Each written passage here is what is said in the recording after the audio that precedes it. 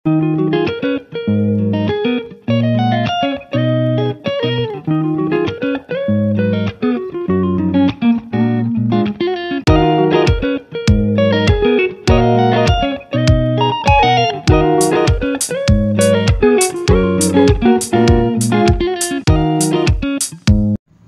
ಎಲ್ರಿಗೂ ನಮಸ್ಕಾರ.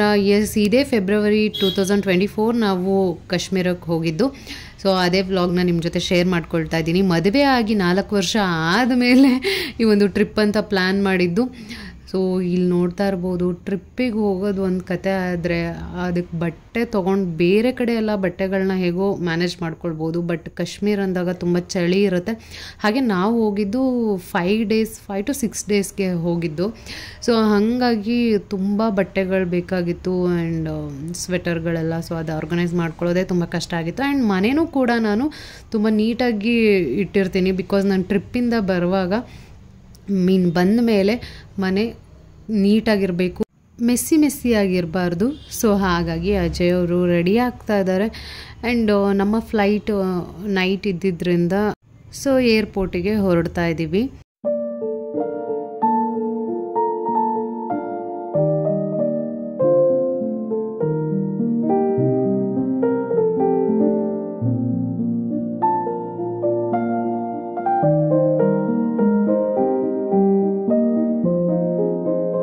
ಎಸ್, ನಾನು ಆಗಲೇ ಹೇಳ್ದಾಗೆ ಮದುವೆ ಆಗಿ 4 ವರ್ಷ ಆದಮೇಲೆ ಒಂದು ಟ್ರಿಪ್ ಅಂತ ಪ್ಲ್ಯಾನ್ ಮಾಡಿರೋದು. ಬಿಕಾಸ್ ಬಿಫೋರ್ ಮ್ಯಾರೇಜ್ ನಾವು ಏನು 15 ಇಯರ್ಸ್ ನಮ್ಮ ಲವ್ ಸ್ಟೋರಿ ಇದೆ. ಆ ಜರ್ನಿಲಿ ಒಂದು ದಿನವೂ ಯಾವುದೇ ಪಾರ್ಕ್ ಅಂತ ಸುತ್ತಾಡಿಲ್ಲ, ಹಾಗೆ ಮೂವಿಗೆ ಅಂತ ಕೈ ಹಿಡ್ಕೊಂಡು ಹೋಗಿಲ್ಲ, ಎಲ್ಲೂ ನಾವು ಹೊರಗಡೆ ಸುತ್ತಾಡೇ ಇಲ್ಲ.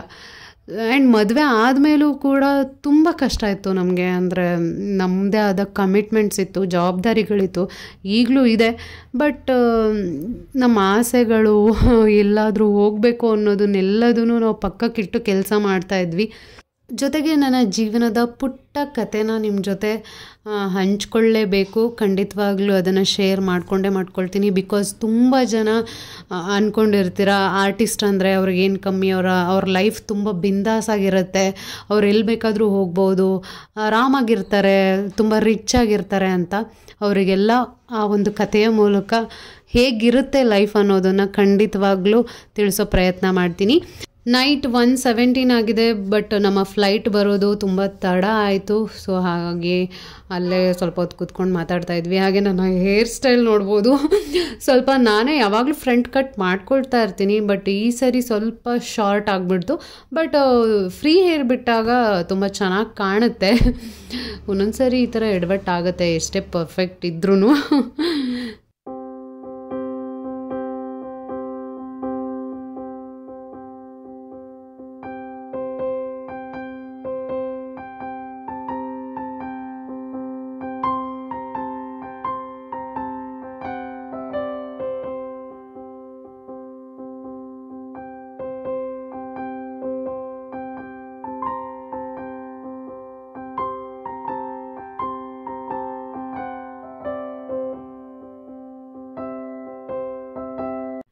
ಹಿಮ ತುಂಬಿರೋಂತಹ ಈ ಬೆಟ್ಟಗಳನ್ನ ನೋಡ್ತಾ ಇದ್ರೆ ತುಂಬ ಅಂದರೆ ತುಂಬ ಖುಷಿ ಆಗ್ತಾಯಿತ್ತು. ಇಲ್ಲೇ ಫ್ಲೈಟಲ್ಲಿ ಕುತ್ಕೊಂಡಾಗಲೇ ನಂಗೆ ತುಂಬ ಎಕ್ಸೈಟಿಂಗ್ ಆಗಿದ್ದೆ, ಯಾವಾಗ ಕಾಶ್ಮೀರ ನೋಡ್ತೀನಿ ಅಂತ. ಯಾವಾಗ ಫ್ಲೈಟ್ ಇಳಿದು ಕೆಳಗೆ ಬರ್ತಾ ಇದ್ದಾಗೆ ನನಗೆ ಆಶ್ಚರ್ಯ, ಇಲ್ಲೆಲ್ಲೂ ಸ್ನೋನೇ ಇಲ್ವಲ್ಲ ಅಂತ. ಓಕೆ ಪರವಾಗಿಲ್ಲ, ಬಟ್ ತುಂಬ ಚಳಿ ಆಗ್ತಾಯಿತ್ತು. ಎಷ್ಟು ಚಳಿ ಅಂದರೆ ನನ್ನ ಕೈನ ಫ್ರೀಝರಲ್ಲಿ ಇಟ್ಟಿದ್ದೀನಿ ಅನ್ನೋಷ್ಟು ಚಳಿ ಆಗ್ತಾಯಿತ್ತು. ಹಾಗೆ ಅದಕ್ಕೆ ನಾನು ಬೇಗ ಬ್ಯಾಗಲ್ಲಿ ಗ್ಲೌಸ್ಗಳನ್ನ ಹುಡುಕಿ ಬೇಗ ಹಾಕ್ಕೊಂಡೆ. ಬಟ್ ಆದ್ರೂ ಕೂಡ ಕೈ ಫ್ರೀಝರಲ್ಲಿ ಇಟ್ಟಾಗೆ ಫೀಲ್ ಆಗ್ತಾಯಿತ್ತು. ಎಲ್ಲಿಗೆ ಬಂದಿರೋದು?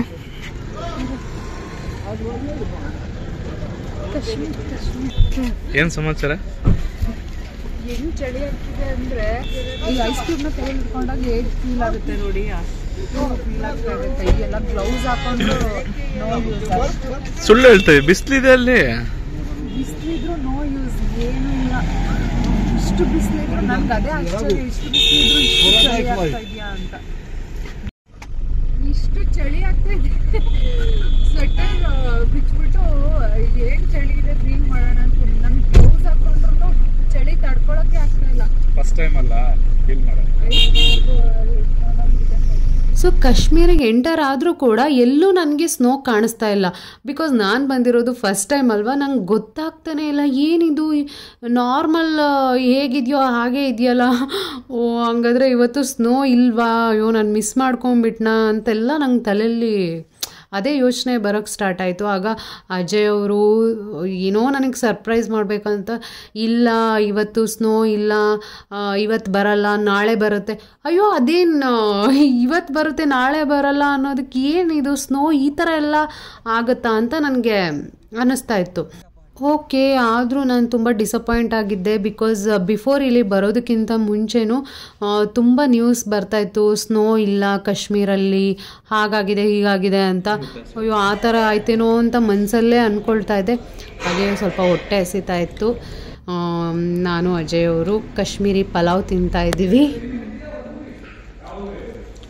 ಕಾಶ್ಮೀರಿ ಪಲಾವ್.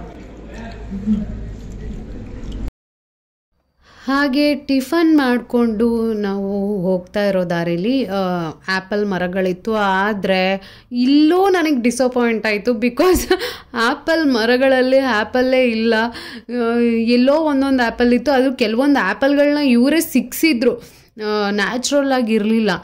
ನಾನು ಏನಿದು ಅಂತ ಕಾಶ್ಮೀರಕ್ಕೆ ಬಂದಿದ್ದೀನಿ, ಸ್ನೋ ಇಲ್ಲ, ಇಲ್ಲಿ ಆ್ಯಪಲ್ ಮರದಲ್ಲಿ ಆ್ಯಪಲ್ಗಳೇ ಇಲ್ಲ, ಇವರೇ ಸಿಕ್ಸಿದ್ದಾರೆ ಕೆಲವೊಂದು. ಏನಪ್ಪ ಇದು ಅಂತ ಯೋಚನೆ ಮಾಡ್ತಾ ಇದ್ದೆ. ಇದೆಲ್ಲದಕ್ಕೂ ಉತ್ತರ ಈ ವಿಡಿಯೋದಲ್ಲಿದೆ. ಕಂಪ್ಲೀಟಾಗಿ ಈ ವಿಡಿಯೋ ನೋಡಿ. ಇಲ್ಲೇ ಇರೋವಂಥ ಆ್ಯಪಲ್ಲಿಂದ ನನಗೆ ಜ್ಯೂಸ್ ಮಾಡಿಕೊಟ್ಟಿದ್ದಾರೆ. ಎಷ್ಟು ಚೆನ್ನಾಗಿದೆ ಅಂದರೆ, ಇದಕ್ಕೆ ನಮ್ಮ ಕಣ್ಮುಂದೆನೇ ಮಾಡಿದ್ದು, ಇದಕ್ಕೆ ಶುಗರ್ ಹಾಕಿಲ್ಲ, ಹಾಗೆ ಐಸ್ ಕೂಡ ಹಾಕಿಲ್ಲ. ಎಷ್ಟು ತಣ್ಣಗಿದೆ, ಹಾಗೆ ಎಷ್ಟು ಸ್ವೀಟ್ ಇದೆ ಅಂದರೆ, ಇಷ್ಟು ನ್ಯಾಚುರಲ್ ಆ್ಯಪಲ್ ಜ್ಯೂಸ್ ಕುಡಿತಾರೆ. ಇದೆ ಫಸ್ಟು. ಸಖತ್ತಾಗಿದೆ. ಇದು ಆ್ಯಕ್ಚುಲಿ ಸೀಸನ್ ಅಲ್ಲ, ಇಷ್ಟೇ ಬಿಟ್ಟಿರೋದು ಆ್ಯಪಲ್ಲು. ಕೀಳೋಕೆ ಬಿಟ್ಟಿಲ್ಲ, ಕಿತ್ಕೊಂಡು ತಿನ್ಬೇಕು ಅದೊಂದು ಆಸೆ ಇತ್ತು. ಬಟ್ ಅದು ಜೂನ್ ಜುಲೈಯಲ್ಲಿ ಸೀಸನ್ ಇರುತ್ತೆ ಅಂತ ಹೇಳಿದ್ರು. ಸೊ ಬಟ್ ಇದು ನೋಡೇ ತುಂಬ ಖುಷಿ ಆಯಿತು. ಗರಂ ಲೇ ರಹಾ ಹೈ, ಗರಂ ಗರಂ ಲೇ ರಹಾ ಹೈ. ಹಾಂ, ಆ್ಯಪಲ್ ಕತೆ ಆ ಥರ ಆಯಿತು. ಸೀಸನ್ ಇಲ್ಲದಾಗ ನಾವು ಬಂದಿದ್ವಿ. ಸೊ ಹಾಗಾಗಿ ಯಾವುದೇ ಆ್ಯಪಲ್ ಮರಗಳಲ್ಲಿ ಆ್ಯಪಲ್ ಇರಲಿಲ್ಲ. ಓಕೆ, ಇನ್ನೊಂದು ಸರಿ ಬಂದ್ರಾಯ್ತು ಅಂತ ನಾವು ಮುಂದೆ ಹೋಗ್ತಾ ಇದ್ವಿ. ಸದ್ಯ ಈಗ ನನಗೆ ಅಲ್ಲಿ ಇಲ್ಲಿ ಸ್ವಲ್ಪ ಸ್ನೋ ಕಾಣಿಸ್ತಾ ಹೋಯ್ತು. ಸದ್ಯ ನಾನು ಸ್ನೋ ಇರೋವಂಥ ಜಾಗಕ್ಕೆ ಹೋಗ್ತಾ ಇದ್ದೀವಿ ಅನ್ನೋದು ಸ್ವಲ್ಪ ಮನಸ್ಸಲ್ಲಿ ಖುಷಿ ಬರ್ತಾ ಇತ್ತು. ಆದರೂ ಒಂದು ಸ್ವಲ್ಪ ಕಾರ್ ನಿಲ್ಲಿಸಿ ಅದು ಫೀಲ್ ಮಾಡಬೇಕು, ಅದನ್ನು ಕೈಯಲ್ಲಿ ಇಟ್ಕೊಳ್ಬೇಕು ಸ್ನೋನ ಅಂತ ಅನ್ನಿಸ್ತಾ ಇತ್ತು. ಬಟ್ ಅಜಯ್ ಅವ್ರು ಇನ್ನೂ ಮುಂದೆ ಇದೆ ಇರಮ್ಮ, ವೆಯ್ಟ್ ಮಾಡು, ನಿನ್ಗೆ ಅಲ್ಲೇ ಬಿಡ್ತೀನಿ, ಎಷ್ಟೊತ್ತಾದರೂ ಆಟ ಆಡು ಅಂತ ಹೇಳ್ತಾ ಇದ್ರು. ಓಕೆ, ಅಜಯ್ ಅವ್ರು ಏನೋ ಹೇಳ್ತಾ ಇದ್ದಾರೆ ಅಂದರೆ ಅದಕ್ಕೆ ಯಾವುದೋ ಒಂದು ಪ್ಲೇಸ್ ಇರುತ್ತೆ ಅಂದ್ಕೊಂಡು ನಾನು ಸುಮ್ಮನೆ ಅದೇ. ಹಾಗೆ ಪಕ್ಕದಲ್ಲಿ ಇರೋವಂಥ ಸ್ನೋನ ನೋಡಿ ಎಂಜಾಯ್ ಮಾಡ್ತಾ ಇದ್ದೆ, ತುಂಬ ಫೀಲ್ ಮಾಡ್ತಾ ಇದ್ದೆ, ಖುಷಿ ಆಗ್ತಾಯಿತ್ತು. ಬಿಕಾಸ್ ನೀವು ಚಾರ್ಲಿ ಮೂವಿಲಿ ನೋಡಿರ್ತೀರ, ಚಾರ್ಲಿ 777 ಮೂವಿ. ಸೊ ಅದರಲ್ಲಿ ಚಾರ್ಲಿ ನಾಯಿ ಹೇಗೆ ಸ್ನೋ ನೋಡಿ ಆಟ ಆಡ್ತಾ ಇರುತ್ತೆ, ಮೀನ್ಸ್ ಟಿ ವಿಲಿ ನೋಡಿಕೊಂಡೆ.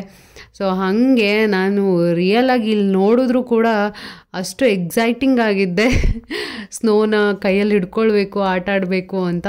ಆ್ಯಕ್ಚುಲಿ ಫಸ್ಟ್ ಟೈಮ್ ಹೋದವ್ರಿಗೆ ಆ ಫೀಲ್ ಗೊತ್ತಾಗೋದು ಹೇಗೆ ಅಂತ. ಸೊ ಫೈನಲ್ಲಾಗಿ ಸ್ನೋ ಇರೋಂತಹ ಜಾಗಕ್ಕೆ ಬಂದ್ವಿ, ಅದೇ ಪೆಹಲ್ಗಾಮ್. ಸೊ ಇಲ್ಲಿ ಸಿಕ್ಕಾಪಟ್ಟೆ ಸ್ನೋ ಇತ್ತು, ನೀವು ನೋಡ್ತಾ ಇರ್ಬೋದು. ವಾವ್, ಎಷ್ಟು ಖುಷಿ ಆಗ್ತಾಯಿತ್ತು ನನಗೆ ಅಂದರೆ, ಬಿಕಾಸ್ ನಾವು ಎಲ್ಲೂ ಟ್ರಿಪ್ ಅಂತ ಟೈಮ್ ಕೊಟ್ಟೇ ಇರಲಿಲ್ಲ, ಎಲ್ಲೂ ಹೋಗೇ ಇರಲಿಲ್ಲ. ಆ ಸ್ನೋ ನೋಡಬೇಕು ಅನ್ನೋ ಒಂದು ಖುಷಿ, ಫೀಲ್ ಮಾಡಬೇಕು ಅನ್ನೋ ಖುಷಿ ತುಂಬ ಅಂದರೆ ತುಂಬ ಇತ್ತು. ಹಾಗೆ ನಾನು ಮನಸ್ಫೂರ್ತಿಯಾಗಿ ಅಜಯ್ ಅವರು ಎದ್ದು ಬಾ ಸಾಕು ಆಟ ಆಡಿದ್ದು ಅನ್ನೋವರೆಗೂ ತುಂಬ ಟೈಮ್ ಸ್ಪೆಂಡ್ ಮಾಡಿದೆ ಇಲ್ಲಿ. ಬಿಕಾಸ್ ಇನ್ನೂ 4-5 ದಿನ ಇದೆ, ಇವತ್ತೇ ನಿನ್ನನ್ನು ಮನೆಗೆ ಕರ್ಕೊಂಡು ಹೋಗ್ಬಿಡಲ್ಲ, ಬಾ ಸಾಕು ಆಟ ಆಡಿದ್ದು ಅಂತ ಹೇಳೋದ ಮೇಲೆ ನಾನು ವಾವ್ ಇನ್ನೂ ಪ್ಲೇಸ್ಗಳಿದೆಯಾ ನೋಡೋದಕ್ಕೆ ಅಂತೇಳಿ ಖುಷಿ ಆಯಿತು ನನಗೆ.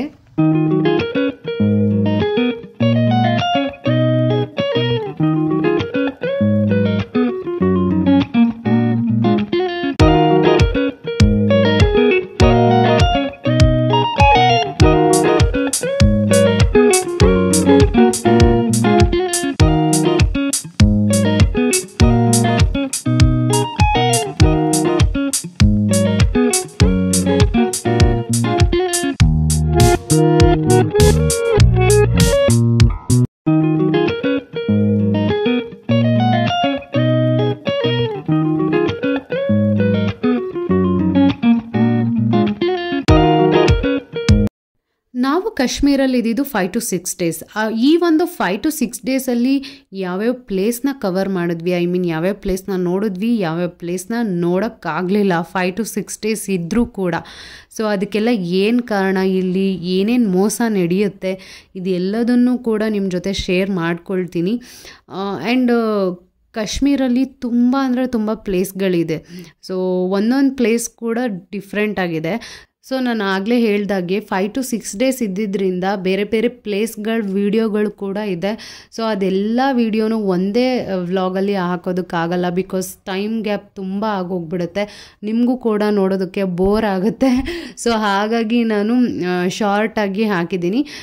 ನೆಕ್ಸ್ಟ್ ಯಾವ್ಯಾವ ಪ್ಲೇಸ್ನ ವಿಸಿಟ್ ಮಾಡಿದ್ವಿ, ಏನೆಲ್ಲ ಆಯಿತು ಅಂತ ನೆಕ್ಸ್ಟ್ ವೀಡಿಯೋದಲ್ಲಿ ನಾನು ನಿಮ್ಮ ಜೊತೆ ಶೇರ್ ಮಾಡ್ಕೊಳ್ತೀನಿ. ಐ ಥಿಂಕ್ ಈ ವಿಡಿಯೋ ನಿಮ್ಗೆ ಇಷ್ಟ ಆಗಿರುತ್ತೆ ಅಂದ್ಕೊಳ್ತೀನಿ. ನೆಕ್ಸ್ಟ್ ವೀಡಿಯೋದಲ್ಲಿ ನಾನು ನಿಮ್ಮನ್ನ ಭೇಟಿ ಆಗ್ತೀನಿ. ಅಲ್ಲಿವರೆಗೂ ಲವ್ ಯು ಆಲ್, ಬಾಯ್.